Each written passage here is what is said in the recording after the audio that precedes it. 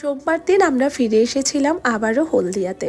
দুপুরবেলা খাওয়া দাওয়া করে একটু সময় রেস্ট করে বেরিয়ে পড়েছি। মামার বাড়ি থেকে আসার সময় হলেই ওর মন খুব খারাপ হয়ে যায়, পুরো গাড়িটাও ঘুমিয়ে ঘুমিয়ে এসেছে। তবে বাড়ি এসে ও সমস্ত ইনস্ট্রুমেন্ট পেলে খুব খুশি হয়ে যায়। এসেই আগে ওকে খাইয়ে দিয়েছি, এখন বাজে 5টা। তবে চারিদিকে এত অন্ধকার, দেখলে মনে হয় 7টা বেজে গেছে। হাউস হেল্পের দিদি এসেছিল, সমস্ত কাজ করে রাতের রুটি বানিয়ে দিয়ে গিয়েছে। তবে আমার একটু খিদে পেয়েছিল, তাই রাতের বানানো রুটি দিয়ে ভাবলাম একটু এগরোল বানানো যাক। রুটি দিয়ে এরকম এগরোল খুব তাড়াতাড়ি হয়ে যায় আর খেতেও খুব একটা খারাপ হয় না।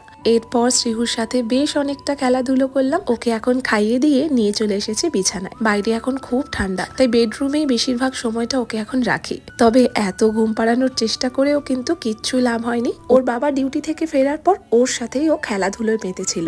এখন বাজে 11:30। আমি করব ডিনার, গরম গরম ভাত, আলু সেদ্ধ, কাঁচা লঙ্কা আর কাঁচা তেল দিয়ে।